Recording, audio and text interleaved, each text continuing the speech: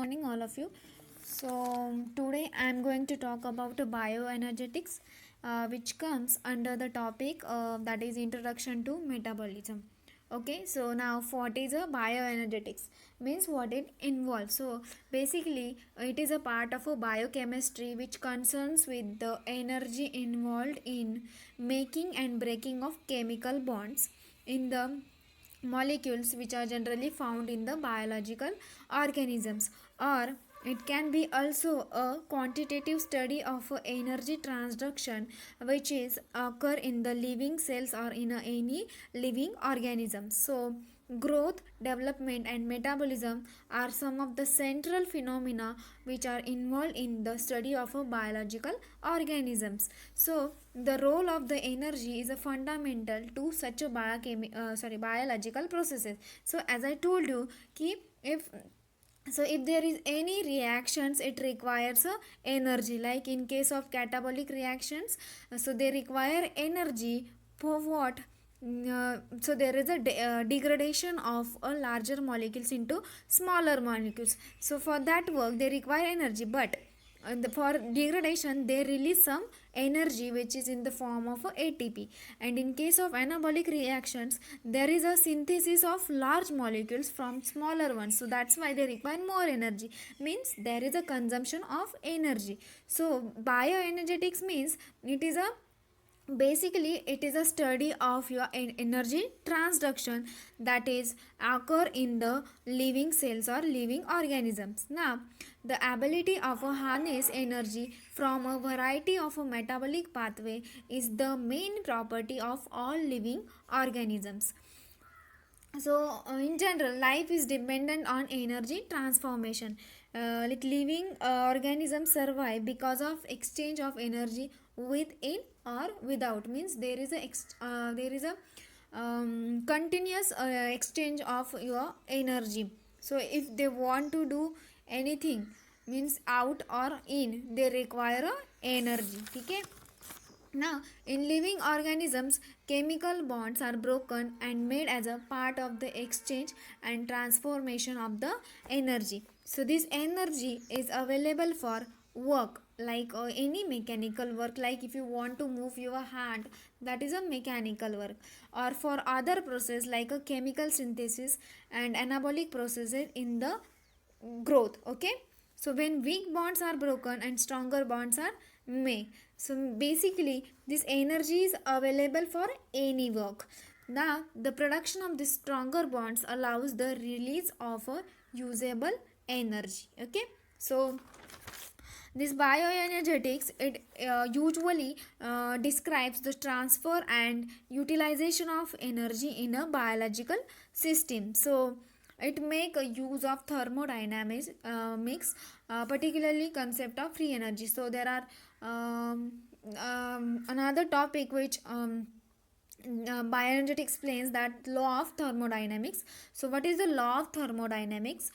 So these laws are important unifying principles of biology, and these principles govern the chemical process like metabolism in all biological organisms. So metabolism is happen in all living organisms in okay. So there are two different laws. First, that is a this law that is also called as a conservation of energy. So the first law of thermodynamics states that the energy neither be created nor be destroyed. So that means you can't create energy or you can't destroy energy.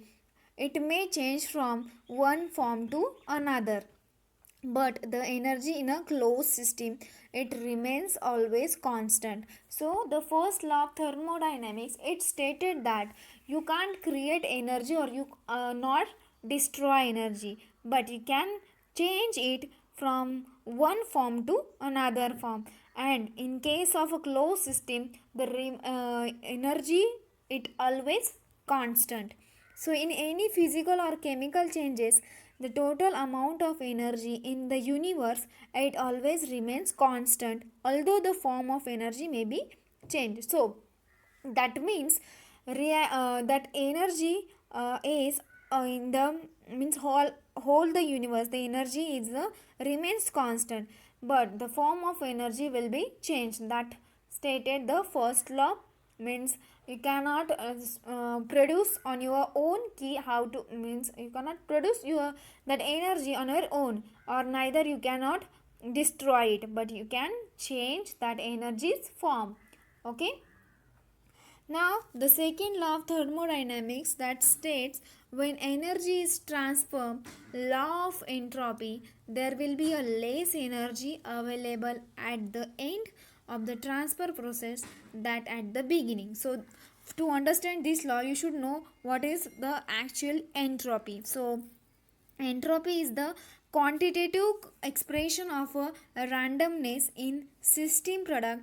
They are less complex but more disorder than the reaction proceeds in gain in entropy. Means entropy of universe increases during all chemical and physical processes. Okay, so that you should remember. And due to this entropy, the measure of a disorder in a closed system, all of the available energy will not be useful to the organism.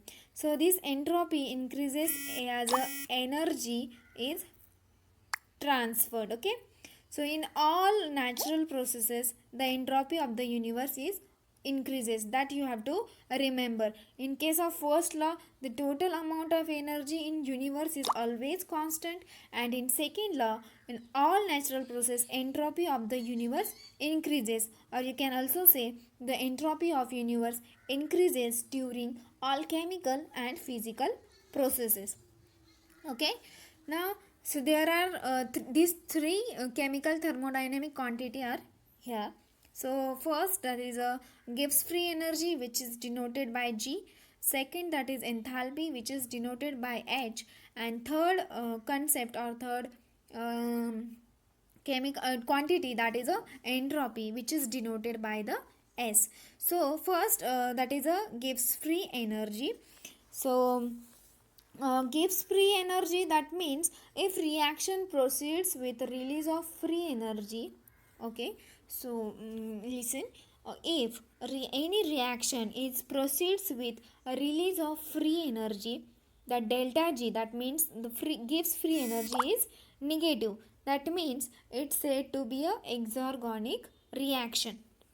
So, and in case of endergonic reaction, your delta G is positive, that means there is a gain of free energy. So you just remember, in case of Gibbs free energy, or if there is any question like describe or differentiate in between exergonic reaction and endergonic reactions. So exergonic reactions, that means there is a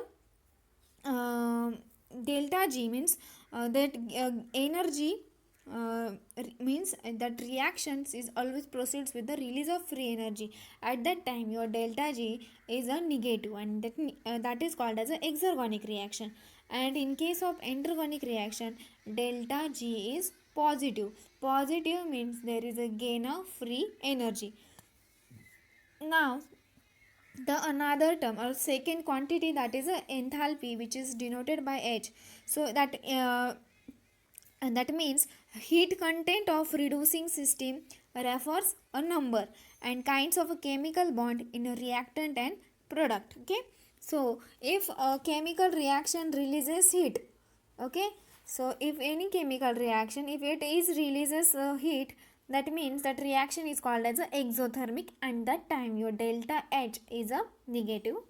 And if chemical reaction take up the heat, that reaction is a endothermic, that means your delta H becomes a positive.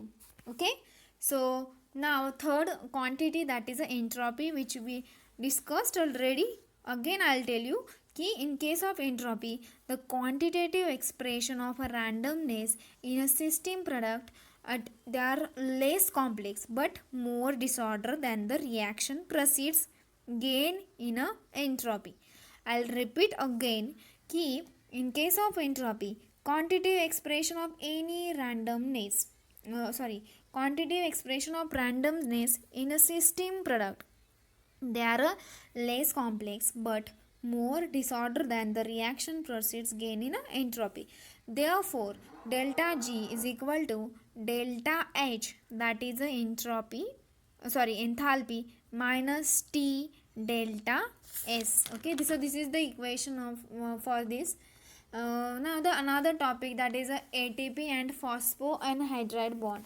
So as I told you, enough information about ATP, what is the structure of ATP. Okay, so now we will talk only about a phosphoanhydride bond. First, let me tell you what is let me remind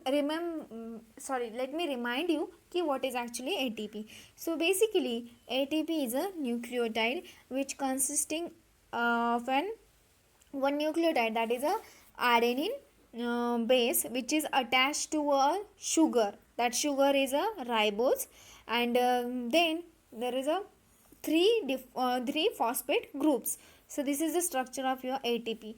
So these three phosphate groups, they are linked to one another. So I shown you this figure ki how they are actually attached. Okay, so these three phosphate groups, they are linked to one another by a two high energy bonds, and that bond is called as a phosphoanhydride bonds. So in ATP there is a two phosphoanhydride bonds are present.